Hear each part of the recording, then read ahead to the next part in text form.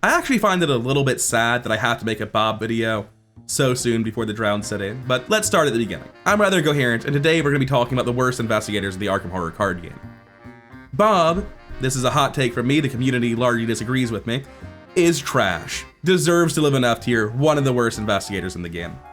In this series of videos, I explain why I feel two things. One, that the investigators who are the weakest, and two, why I think in spite of that, they can still beat campaigns and get close to, if not full victory anyway. So I want to be clear, when I say Bob is terrible, I'm not saying that you had an incorrect experience by winning with Bob. And especially if you played in a 3 or 4 player campaign where Bob got to sort of sit back and let other people do a lot of the heavy lifting and be cool in the background, I think Bob is probably a blast to have at your table and not actively weighing your team down too hard. But I don't think Bob is good in any capacity, and I think he uniquely requires a specific role to even be allowed to function. Before I continue, I want to say this. This video has a very good chance that it ages like milk. To all of you Bob stans that are getting ready to take notes and argue with me in the comments, George Barnaby is coming out. He is a book-based survivor from the Drowned City. That means that they have to print a lot of survivor cards so you get clues with book, right? Like presumably that's what it means. I'm hoping. Because if they do have to do that, that means that Bob Jenkins, who is a character that I personally feel struggles so much because survivors are bad at investigating with book, is going to get a lot of support. So let's explain what I just said. Why do I think that Survivor's bad at getting clues with book, and then why does that make this character bad as a consequence? On his surface, Bob's stat line is actually perfectly fine. Below average, not optimal, but it's not a bad stat line like the other characters we've talked about. 2-3 mythos stats is bad. But he's not a red character, he's a rogue, so this is actually like only a little bit worse than the normal 2-4 or 1-4 that you're seeing, right? 4 in book is actually fine. If you're trying to get clues, I'm perfectly happy with a 4. I would much rather a 5 as a fighter than a 4, but as a cluever, while the 5 is definitely better, 4 is not bad. And 3 in fist is basically completely wasted. I remember seeing in a Discord conversation somewhere that somebody in one of the big main Discords, like Mythos Busters, responded to one of my videos talking about how I was trying to pigeonhole Bob into being a cluever. And I did a spit take. I didn't start arguing with them and throwing shit in the comments, but I was so confused because I don't know how you think Bob is fighting with 3 fist. But I assure you that you're not making an argument he's better when you put cards in your deck that let him fight people. I absolutely don't think that you should be making this stat work. You are a 4 book investigator. Your job is to get clues with this stat. That's what he wants to do. Anything else, like playing foot matters at a deficit, is impossible. It's already hard to play foot matters with a good foot stat at 4. On characters with 5, like Himani and Winnie, it's very good. But with a 4, it's mediocre, and with a 3, you shouldn't even fucking bother. A 3 in fist with this card pool is not how you fight, and a 2 in head, that's just par for the course. You're a rogue. Welcome to the gang. But a 4 in book is obviously the proactive stat that Bob has to lean on to get his job done. So his stat line is inefficient, not impressive, but fine. And his ability is actually just unambiguously good. It may as well say somebody on your team gets an extra action every turn. It's not quite that good, but at any time, an investigator at your location may reveal to you the item assets in their hands. You may take an additional action during your turn, which can only be used to play an item asset from the hand of an investigator at your location under their control. Both investigators may spend resources to pay its cost. So you can spend your money for them, you can use your free action to make a play action for them. This is going to save your team a lot of tempo. Play actions suck. Play actions and move actions are the worst actions in the game. Being able to take away a huge number of play actions for your team is really helpful. The thing is, a lot of people suggest that you improve Bob by running a bunch of items, because you can play them for free. But then you're playing bad rate items, and your ability is actually letting you play a bunch of bad cards in your deck at slightly better rates, and you're not actually helping your team as much. So you're sort of left in a spot where you choose between helping your team a ton by playing the good items for free, or making your ability better for you, but making your overall deck smaller in terms of what you get to play with outside of the item archetype, and also more diluted because of the cheap items. I personally think, much like having a fun Dexter deck makes Dexter a blast to play, having an item heavy Bob makes Bob more fun to play. But I also think he's at his best Dexter is at his best when he swaps a empty Rite of Seeking for a full Clairvoyance. It's not when you swap a Switchblade for some other cheap item like a sword can. Bob's at his best when your fighter just played Flamethrower, and then you use this free action to let them play the Riot Whistle they put in their deck on top of it for some reason, right? Your fighter takes a turn where they actually just play like Emergency Cash, and they can't play Ever Vigilant in this turn, and then you let them play Flamethrower before the second round starts with your item, and on the second round they get Ever Vigilant like all of their non-item assets, right?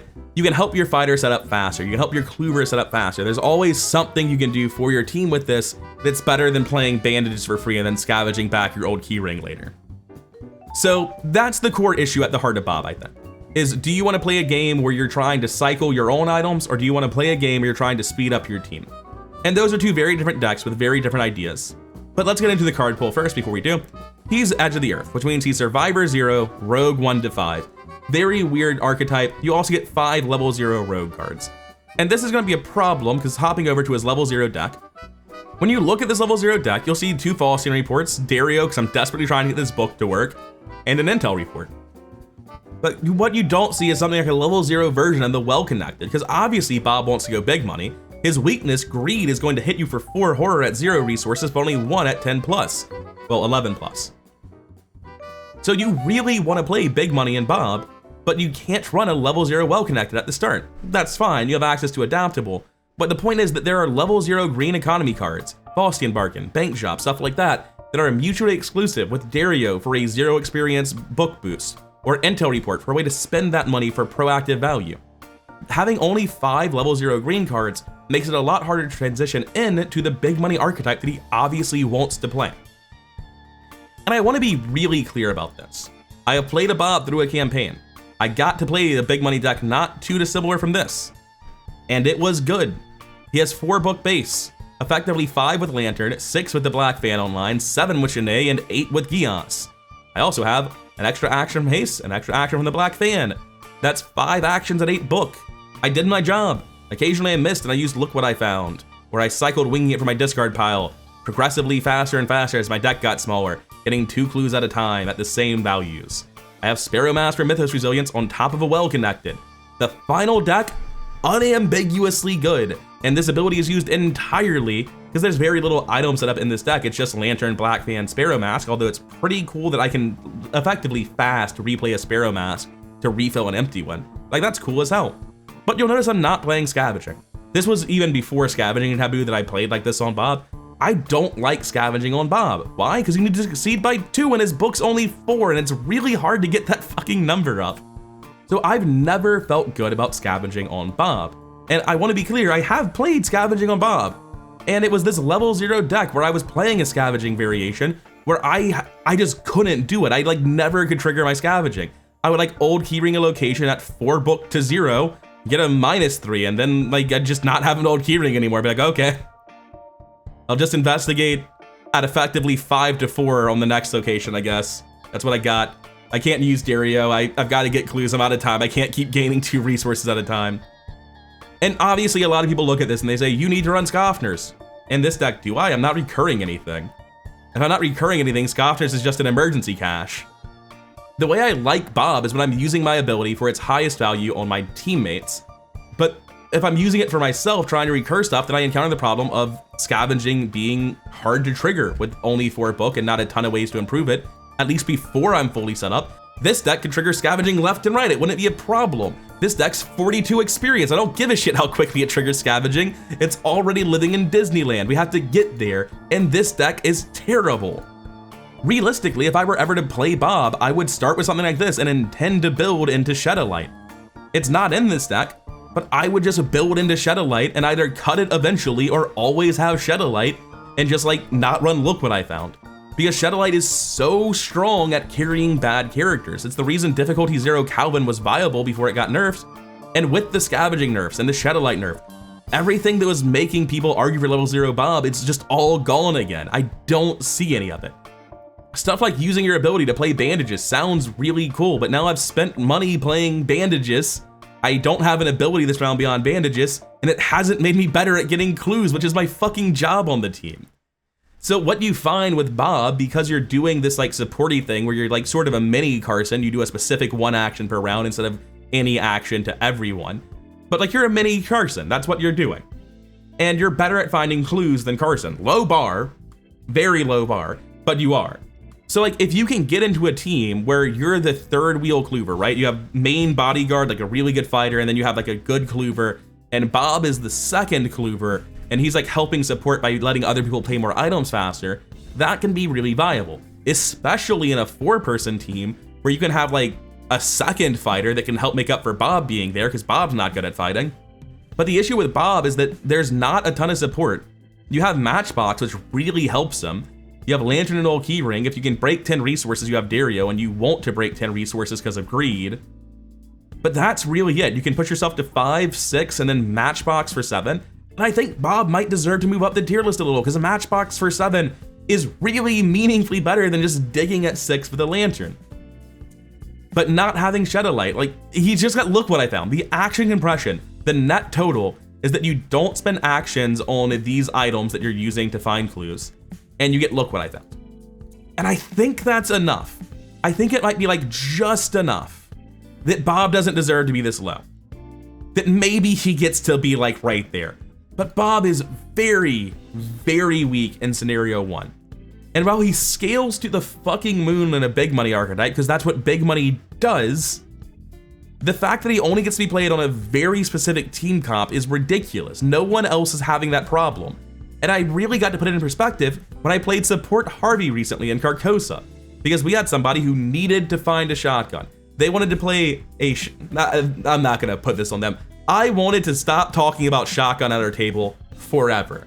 We were having a long discussion about what big guns to use and how shotgun was pointless and how we wish shotgun was better, and it kept going in circles. I was like, here's what I'll do. I'll play support Harvey and I'll immediately buy 2 copies of No Stone 5. You run full greed, maximal upgrades, just buy 1 shotgun and don't even include backup weapons. And I will get you that shotgun guaranteed every game. We did that, it worked, it was a blast. That Harvey Walters was effectively playing the role that Bob is supposed to be in. Bob's like, I'll be the third wheel cluever. I'll help you out. I'll save you some actions. I'll get clues and I'll make my team better. I had a game as Harvey Walters. It was the last session. It was when we were fighting Haster. Leo had 8 cards left in his deck on like turn 8. I had 16. I just like given all of my Harvey draw, my cryptic researches, my deep knowledge, and my no stones to Leo. Just pumped resources into that dude until he had a 14 bullet shotgun with enchant weapon and custom modifications attached to it. And then he basically killed Haster in 1 turn. Not quite, but pretty damn close. That's what an S tier character does when they do the thing that Bob is claiming he does. What Bob does is give you a couple of extra actions and then suck at finding clues. And the fact that Matchbox just getting a couple of turns of +1 book is so important to Bob is not a good thing. The fact that he needed it so badly when literally no one else in the card pool really cared unless they were doing difficulty 0 is wild. Bob is not in a strong spot mechanically because Red doesn't really investigate with book. When you look at every fighter and every survivor in every cluever in Survivor, they all sort of do their own weird take on the role. Wendy's a Foot Matters rogue. Bob is a book-based cluever that uses big money. Stella is a fail-by archetype that uses quick learner. Silas is a skill-based fighter. Yorick is an asset-based Let's try that again. Yorick is an asset-based recursion fighter. Every single person in the class is relying on their abilities to do their role in new and unique ways, whereas the base card pool is not doing it. The base card pool in Survivor lacks for action compression, and it is not particularly strong at doing proactive things. That's not what Survivor is about. The characters, card pools, and abilities are what get them to the top. And Bob's ability makes his teammates better. But he is in a class where the character card is tremendously important, and his character card isn't doing it. Which, to be fair, makes sense because he's a rogue and their character cards tend to suck in general. I'm gonna wrap this up by saying again, I think when George Barnaby comes out, he's gonna get at least 1 or 2 cards that are really, really good in Bob. And I'm hoping that there's 0 experience cards. They're cards that go in this starter deck, and it's like an ally that's not Dario. It's a card that's going to meaningfully, consistently boost his book in a way that's better than Matchbox. It's just draw, right? This deck could really use some draw. It's red economy for some reason. That would help because then you could better enable big money. There's like almost no way to support George Barnaby's stat line that we've seen that's not going to be good for Bob. Even if like George Barnaby's a skill-based character, which he does appear to be, like the skills in this deck suck. I would love some good skills to put in Bob, right? If you could give me some like level 0 sharp vision equivalent style cards, Bob would really appreciate those before he got to his big money deck. What Bob needs is a strong level 0 deck to bridge the gap to his final big money form. And he just doesn't have it right now. This is one of the worst cluevers you can put in your team, and that is not a role you want to sabotage. I mean, you don't want to sabotage fighters either. The only role you want to sabotage is flex, and that's why everyone makes fun of flex characters for not actually doing anything. It's because a lot of the time someone says they're going to flex and they just weigh the team down. But Bob is a character that is supposed to be getting clues, but he just can't quite make it work. He can't do enough on his own, and he has to like hide behind this shield. He has to be like, no, I'm a support character. I'm actually like the second cluever. I'm not the first cluever.